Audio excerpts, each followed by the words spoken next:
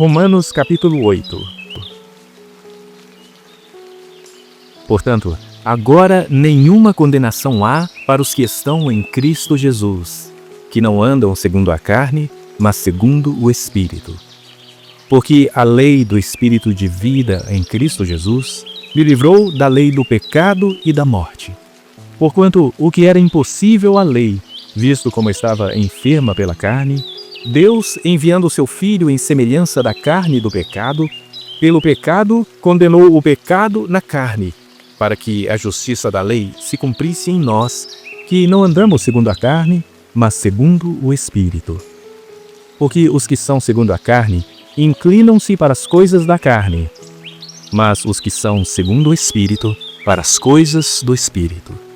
Porque a inclinação da carne é morte, mas a inclinação do Espírito é vida e paz.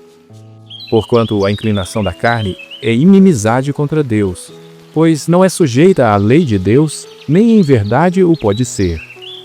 Portanto, os que estão na carne não podem agradar a Deus.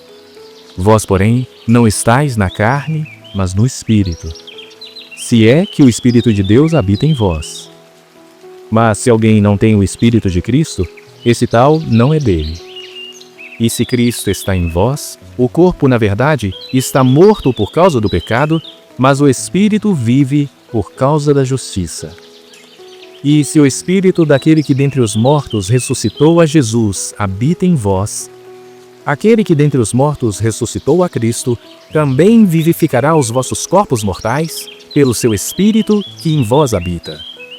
De maneira que, irmãos, somos devedores, não à carne, para viver segundo a carne. Porque, se viverdes segundo a carne, morrereis. Mas se pelo Espírito mortificardes as obras do corpo, vivereis. Porque todos os que são guiados pelo Espírito de Deus, esses são filhos de Deus. Porque não recebestes o espírito de escravidão, para outra vez estardes em temor, mas recebestes o Espírito de adoção de filhos, pelo qual clamamos, Abba, Pai. O próprio Espírito testifica com o nosso espírito que somos filhos de Deus. E se nós somos filhos, somos logo herdeiros também, verdadeiramente herdeiros de Deus e co-herdeiros de Cristo. Se é certo que com Ele padecemos, para que também com Ele sejamos glorificados. Porque para mim tenho por certo que as aflições deste tempo presente não são para comparar com a glória que em nós há de ser revelada. Porque a ardente expectação da criatura espera a manifestação dos filhos de Deus. Porque a criação ficou sujeita à vaidade, não por sua vontade, mas por causa do que a sujeitou, na esperança de que também a mesma criatura será libertada da servidão da corrupção para a liberdade da glória dos filhos de Deus. Porque sabemos que toda a criação geme e está juntamente com dores de parto até agora. E não só ela, mas nós mesmos, que temos as primícias do Espírito, também gememos em nós mesmos, esperando a adoção, a saber, a redenção do nosso corpo. Porque em esperança fomos salvos. Ora, a esperança que se vê não é esperança, porque o que alguém vê, como também o esperará?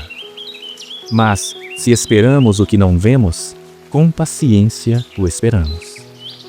E da mesma maneira também o Espírito ajuda as nossas fraquezas, porque não sabemos o que havemos de pedir como convém, mas o mesmo Espírito intercede por nós com gemidos inexprimíveis.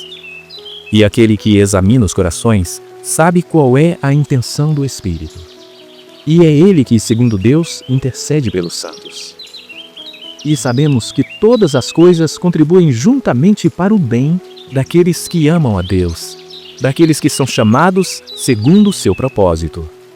Porque os que dantes conheceu, também os predestinou para serem conformes à imagem de seu Filho, a fim de que ele seja o primogênito entre muitos irmãos.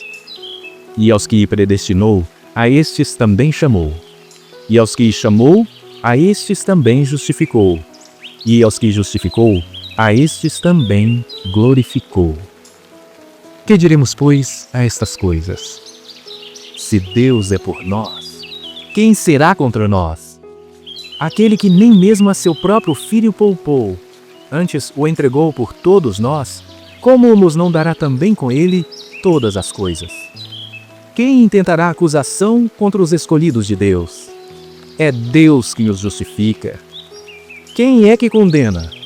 Pois é Cristo quem morreu, ou antes, quem ressuscitou dentre os mortos, o qual está à direita de Deus e o que também intercede por nós. Quem nos separará do amor de Cristo? A tribulação, ou a angústia, ou a perseguição, ou a fome, ou a nudez, ou o perigo, ou a espada? Como está escrito, por amor de ti, somos entregues à morte todo dia. Somos reputados como ovelhas para o matadouro. Mas em todas estas coisas, somos mais do que vencedores por aquele que nos amou. Porque estou certo de que nem a morte, nem a vida, nem os anjos, nem os principados, nem as potestades, nem o presente, nem o porvir, nem a altura, nem a profundidade, nem alguma outra criatura nos poderá separar do amor de Deus, que está em Cristo Jesus, nosso Senhor.